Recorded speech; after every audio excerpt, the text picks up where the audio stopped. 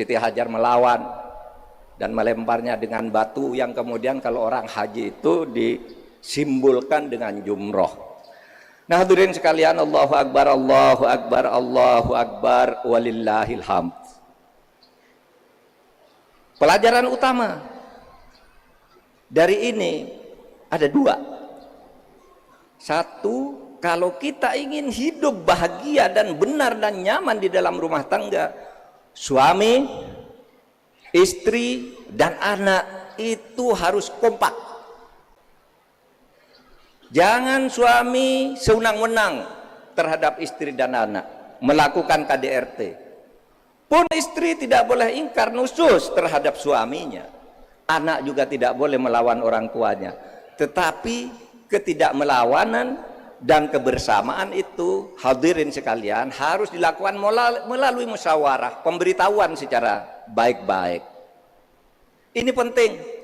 Karena terkadang hancurnya rumah tangga, hancurnya keluarga di berbagai belahan di dunia, di Indonesia, di berbagai daerah yang sekarang ini sedang marak. Suami membunuh istri, istri membunuh suami, anak membunuh nenek dan sebagainya. Kenapa? Tidak ada kekompakan di dalam mengendalikan hidup berumah tangga. Ini yang sekarang kita baca. Oleh sebab itu mari kita camkan cara Ibrahim, cara keluarga Ibrahim memberitahu tentang perintah Allah. Istrinya tidak merengek-rengek, minta tolonglah, itu kan anak kita, tolong dong. Anaknya juga tidak minta kepada ayah, minta dispensasi kepada Allah, karena engkau ini seorang nabi, masa nyembelih anak? Tidak. Siti Hajar tidak memintakan anaknya diistimewakan, si anak pun tidak mau minta dispensasi meskipun dia seorang nabiullah. Itu pelajaran pertama. Pelajaran yang kedua, hidup ini adalah ujian. Tidak ada orang hidup di dunia ini yang tidak diuji oleh Allah. Oleh sebab itu, cara hidup dengan baik menghadapi ujian itu antara lain mentaati aturan-aturan, mentaati aturan hukum. Kalau hukum mengatakan begitu, harus dilakukan itu. Karena di dalam hidup itu akan banyak sekali ujian. Tetapi Allah itu Maha Pengasih, Maha Penyayang, sehingga ketika menguji Ibrahim, anakmu harus disembelih. Siti Hajar, anakmu biar disembelih oleh suamimu. Ismail, kamu harus mau disembelih oleh bapakmu. Itu adalah ujian. Karena ketika kemudian Ibrahim siap menyembelih anaknya, tiba-tiba datang malaikat Jibril yang mengatakan Allahu Akbar, Allahu Akbar, Allahu Akbar. Nabi Ibrahim menjawab la ilaha illallah wallahu akbar. Ismail menyambung Allahu Akbar walillahil hamd, dan tubuh Ismail itu diganti dengan seekor kibas, seekor domba. Itulah yang kemudian makna simbolik yang kita lahirkan pada hari ini, yaitu kita mau berkorban untuk aturan, mau berkorban untuk melaksanakan perintah Allah, mau berkorban taqarrub untuk bertakwa kepada Allah.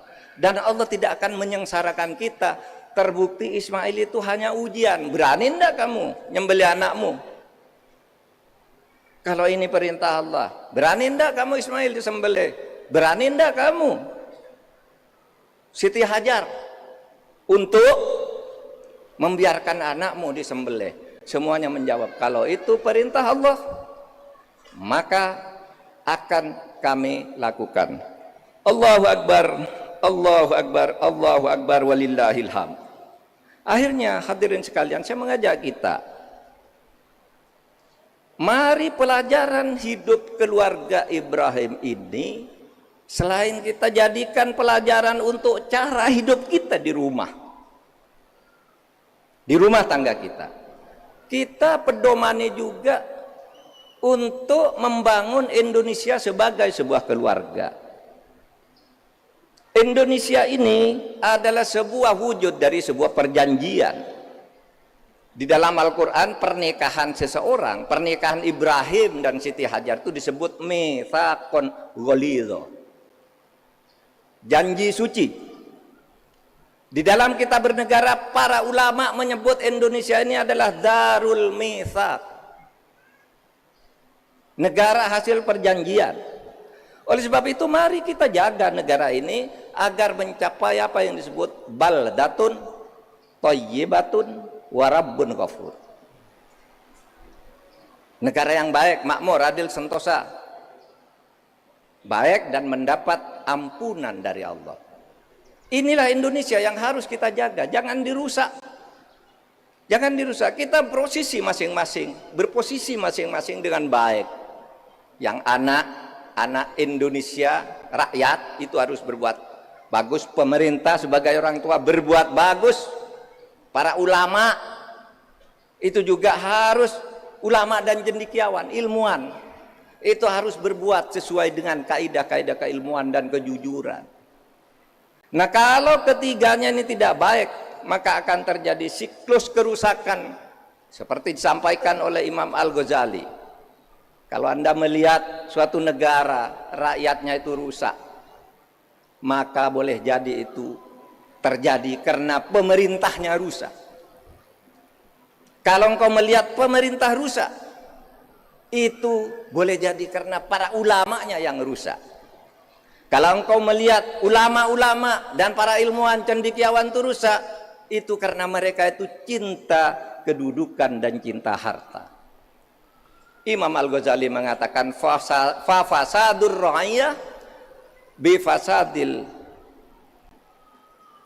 umara wa fasadul umara bi fasadil ulama wa fasadul ulama bi hubbil jah wal mal. Rusaknya rakyat, jangan disalahkan kalau rakyat rusak, ribut, sering membunuh, saling mencuri, saling memfitnah. Kenapa? Rusaknya rakyat itu karena pemerintahnya tidak benar. Pemerintah tidak benar karena apa? Karena ulamanya tidak benar. Membuat fatwa-fatwa pesanan, membenarkan yang salah, mencari dalil-dalil yang sesuai dengan selera kekuasaan. Membuat survei-survei dan kajian ilmiah yang sesuai dengan kehendak kekuasaan. Itu yang akan menyebabkan negara rusak. Dan mengapa mereka melakukan itu? Mengapa ulama, cendekiawan melakukan itu?